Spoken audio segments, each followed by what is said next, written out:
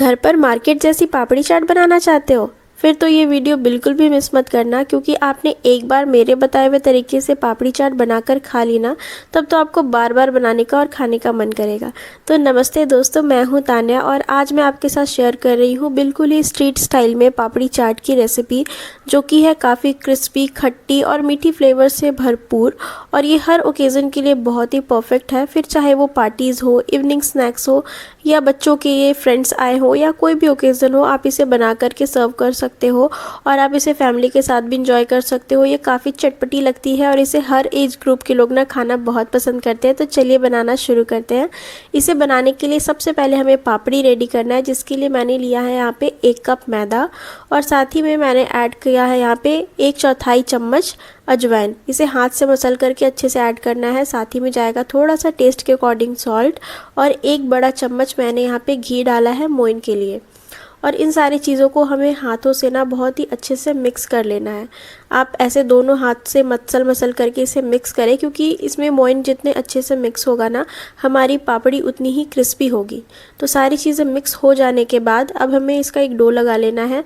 तो पानी की मात्रा हमें बहुत ही थोड़े थोड़े ही डालना है।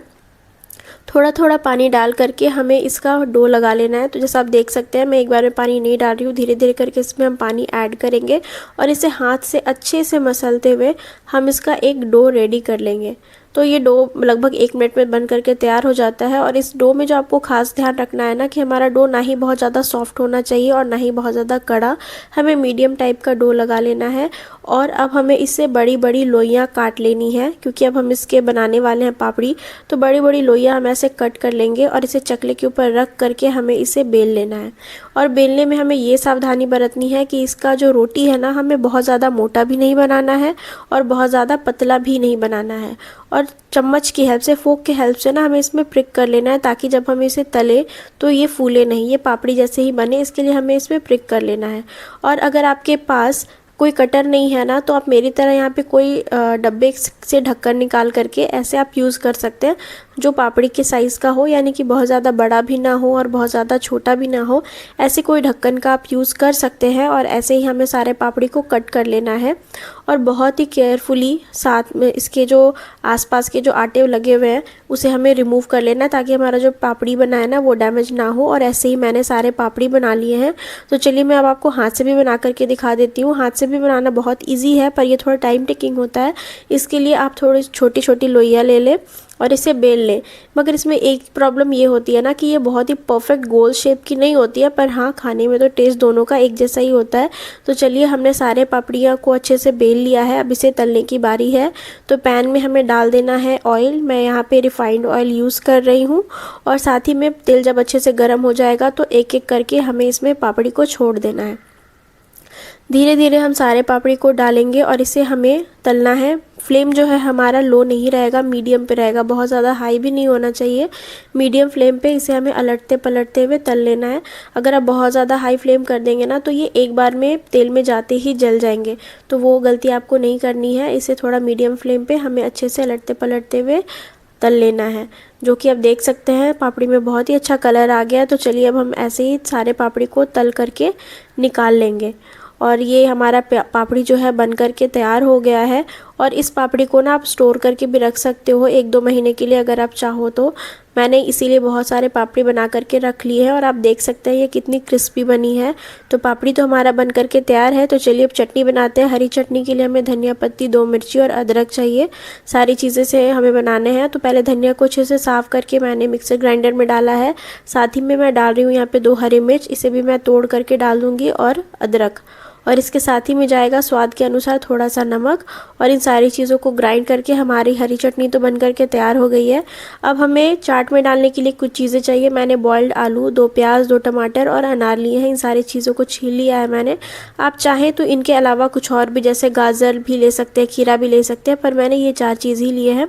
ये भी रेडी है। तो चलिए अब दही भी तैयार कर लेते हैं। मैंने यहाँ पे 1 कटोरी दही में बर्फ़ को डाल दिया है, क्योंकि पापड़ी में ना अगर आप ठंडी ठंडी दही डालो ना, तो वो और भी ज़्यादा रिफ़्रेशिंग, बहुत ही ज़्यादा टेस्टी लगती है। तो ऐसे ही मैंने दही को बर्फ़ के साथ अच्छे से फेंट लिया है। और अब बनाते हैं चाट का मसाला, जिसके लिए हमें चाहिए सफ़ेद नमक, काला नमक, साथ में जाएगा इसमें ज़ीरा पाउडर, थोड़ा सा ब्लैक पेपर पाउडर और थोड़ी सी लाल मिर्च। और साथ ही में जाएगा इसमें चाट मसाला। इन सारी चीज़ों को हमें अच्छे से मिक्स कर लेना है और इसके बाद ना आपको कोई भी ऊपर से सॉल्ट डालने की ज़रूरत नहीं पड़ेगी। सिर्फ इससे ही ना चाट का टेस्ट बहुत ही अच्छा आता है। तो हमारे ये चाट का मसाला भी बन करके तैयार है। तो चलिए पापड़ी बना लेते हैं। हमने जो पापड़ी रेडी की थी सबसे पहले उसे हम प्लेट में अच्छे से अरेंज कर लेंगे। बहुत ही टेस्टी बनी थी, मैं आपको सच में बताऊँ, आप इसे ज़रूर ट्राई करना। और पापड़ी को अरेंज करने के बाद ना हमें इसके ऊपर कटे हुए बॉइल्ड आलू को अच्छे से सजा देना है। मैं यहाँ पे थोड़ा थोड़ा करके डाल रही हूँ ताकि आलू जो है ना पापड़ी के ऊपर ही रहे और उनका टेस्ट काफ़ी अच्छा आए। तो आलू को डालने के बाद अब बारी है प्याज की। प्याज को भी हम थोड़ा थोड़ा करके सारे पापड़ी के ऊपर अच्छे से सजा देंगे। इन सारी चीज़ों से ना पापड़ी का टेस्ट बहुत ही इंक्रीज़ हो जाता है, बहुत ही मज़ेदार बन जाता है। तो अब इसके बाद बारी है टमाटर की। तो मैंने लाल लाल टमाटर भी काट के रख लिए थे और इसे भी मैं धीरे धीरे करके पापड़ी के ऊपर अच्छे से सजा रही हूँ। और हमारा ये जो पापड़ी का फिलिंग है वो रेडी है। तो अब मैं इसके ऊपर धीरे धीरे करके ठंडी वाली जो दही हमने तैयार की थी ना उसे डालना है। तो ये भी मैं थोड़ा थोड़ा कलछुल की हेल्प से डाल रही हूँ। और साथ ही अब बारी है अब हरी चटनी की। तो हरी चटनी को भी हमें धीरे धीरे करके अच्छे से सारे पापड़ी पे स्प्रेड कर देना है ताकि सब में इक्वल स्वाद आए। और अब बारी है खट्टी मीठी चटनी की। अगर आप खट्टी मीठी चटनी की रेसिपी जानना चाहते हैं तो मुझे कमेंट करना, मैं आपको बता दूंगी। और साथ ही में ना इसके ऊपर मैं फिर से और बहुत सारा दही डाल रही हूँ क्योंकि ना दही डालने से बहुत ही रिफ़्रेशिंग लगता है, बहुत ही मज़ेदार होता है। और हमने जो चाट मसाला बनाया था उसे भी हमने इसके ऊपर स्प्रिंकल कर दिया है। और अब बारी है इसमें सेव डालने की। मैं यहाँ पे महीन वाले सेव डाल रही हूँ। अगर आप चाहें तो हल्दीराम भुजिया या कोई और बेसन के सेव भी यूज़ कर सकते हैं, ये आपकी मर्ज़ी है। पर मैंने यहाँ पे महीन वाले सेव डाले हैं जो चाट में यूज़ किए जाते हैं, इससे भी टेस्ट बहुत अच्छा आता है।